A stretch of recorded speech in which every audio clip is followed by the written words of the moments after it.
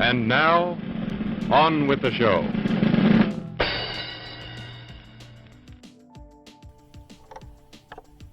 Welcome to Four Movies, where I will be discussing four movies that have something in common. And if you can guess what the common factor is in these movies, go ahead and say it, because at the end of the video I will be saying it. Because we're going through my CD booklets and basically I don't organize my videos alphabetically. I do them by different stuff that connects them. This one of the video is going to be weird because of the fact that I see that I'm missing a video. There's a video missing. But the question is, I will tell you what connects these movies, and then hopefully you can think of a movie that should be placed in this. I'll give you some suggestions. I'll try and think with you. But right now, let's go ahead and do this. Boom. Movie 1. Little Shop of Horrors. If you haven't seen Little Shop of Horrors, you definitely... This version of Little Shop of Horrors, you definitely should. The black and white version, it's okay, but not as good as this, in my personal opinion. Because, of course, in this movie, Bill Murray is also in there, and Bill Murray is one of the guys at the dentist office. And in the original movie, Bill Murray's character is played by Jack Nicholson, and that's the main star in that. Like, it's one of those things that Jack Nicholson wasn't big at the time, but he was in that movie. And that movie has a cadence behind it because of the fact that, I hope I use that correctly, but it's basically, it has a history because of the fact that there was, Roger Corman had movie people that he knew. He was talking to them and they're like, hey, I just finished filming this movie. I have these sets sitting around. I don't know what to do with them. I'm just going to wreck them. And then Roger Corman's like, wait, before you wreck them, let me go ahead and see if I can write them into a script. So he wrote a script with the pre-existing, to the pre-existing sets. And then you have, he wrote Little Shop of Horrors. And so that movie was made, and then this movie was made, and it made it into a musical, a good musical. I think it won awards. I'm pretty sure it won awards for the music in that. Big green mother from outer space, and I'm bad.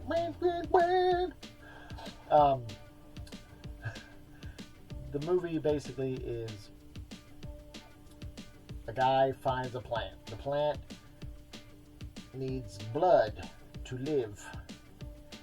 And it gets a little bit, it starts growing. He's cutting his fingers, like doing a little bit of blood, and then eventually the whole thing kind of spins out of control, and he's giving it a whole person, and he has to deal with it. They filmed the original ending, and the audiences did not like it. The test audience did not like it, and so they made a new ending. But for the stage play, because there was a stage play of it as well, they did a good stage show. The stage show had the original thing, but with them changing the ending, it changes the message of the movie. Because at the end of the movie, like that's why I think that they should make a remake of this movie and have it have the original ending, so that you get the message, but it would work perfectly for a legit horror movie. Like, because in the original script, the plant eats the main characters. And so it eats the main characters, and it shows the message of you shouldn't feed the monster. They fed the monster, and the monster consumed them. And then, of course, that works better, I guess, in a stage show, because after that, you have all the people come up, and they do their bows and stuff like that. But it didn't translate well into a movie, so they had to change the ending. But, yeah. Directed by Frank Oz, the guy that did Miss Piggy, and who was the puppeteer behind Miss Piggy and Yoda in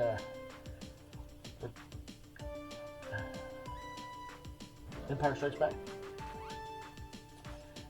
And boom! Uncle Buck. If you've not seen Uncle Buck, it is phenomenal. John Hughes movie. Like, I would say probably one of my fave John Hughes movies. Uncle Buck and Ferris Bueller would have to be the two big ones for me.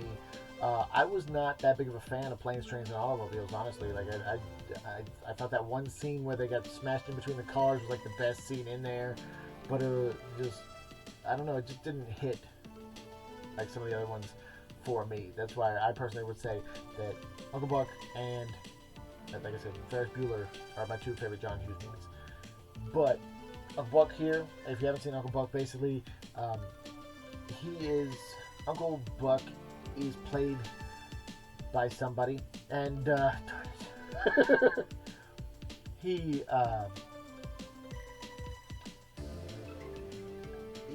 not the greatest uncle, but the parents of these kids need to do some stuff, and one of the parents is the brother of Buck's character, and he asked him to come over and watch the kids. And Macaulay Culkin plays one of the kids. That's pretty cool. And there's a scene where he's like, "Happy birthday!" and he's got these big pancakes. He's like, "Man, you should see the waffles. I couldn't even." Or you should see the toast. I couldn't even get it through the door. And it's one of those things where it's like there's a certain roughness to coming in, because there's an older, his niece is older, and she's rebellious and doesn't want to follow rules and stuff like that, and thinks that he's a complete loser, and so doesn't want to listen to him, and they bond, and that, like I said, is the heart of the story. It's one of those things, like, if you want to make a really good movie and stuff like that, the message and stuff like that really needs to be grounded in reality to a degree, and have the heart to it. That's what makes it worth watching. Also, the lady that plays Roseanne's sister, and Roseanne is in there also, eating the scenery. she does a phenomenal job. Next movie, bam, The Great Outdoors. If you haven't seen The Great Outdoors, I definitely recommend you should. Those raccoons are scene stealers, and they're so good. Basically this family goes camping, and this other family joins them, unbeknownst, kind of annoys one another, but they come together and they have this adventure out in the great outdoors. Well played movie. Everybody acting their butts off. There's a bear in there. It's great. And that's a comedy. Dan Aykroyd. Like I said, there's also a Dan Aykroyd theory that's like, it's one of those things where, like, this character became this character became this character, because everyone wants everything to connect for some reason, but not everything does connect. But these movies connect. And basically, yeah, you have some comic hijinks. These are the three movies. Like I said, there is one missing. I don't know what it is. I don't know if I put something there, or if I took something out, or if something got watched and never got put back in. I don't know personally. That just happens sometimes. But these movies, the commonality between these movies is they're John Candy movies. So, I probably should have counted that off. I'm sorry. Disregard what I said. 1, 2, 3. They all have John Candy in it. And if you're like, John Candy wasn't in Little Shop of Horrors, he is. He's the radio DJ. So, I just said that as I thought of the movie that I could put in here to connect this, because what movie would you put in there that would connect it, that would have John Candy in it? Is there a John Candy movie that like I didn't put in here that I should put in here? Because the movie I was thinking of was Delirious, which I have not a VHS copy of. I have a VHS copy of like some other movies. But no, Delirious is the one where he's a writer and he gets a head injury and he's like stuck inside his own writing, and so he's able to type out and make things happen and stuff like that. That's a fun movie. I could put that in here, and that would complete this. I think I'm going to do that. Anyways, thank you so much for watching. I'm doing a video a day till I hopefully get a silver play button or a gold play button if I'm lucky. But I'm just making these videos daily and having fun, and hope you're having fun as well. Thanks for watching. Stay awesome. Later.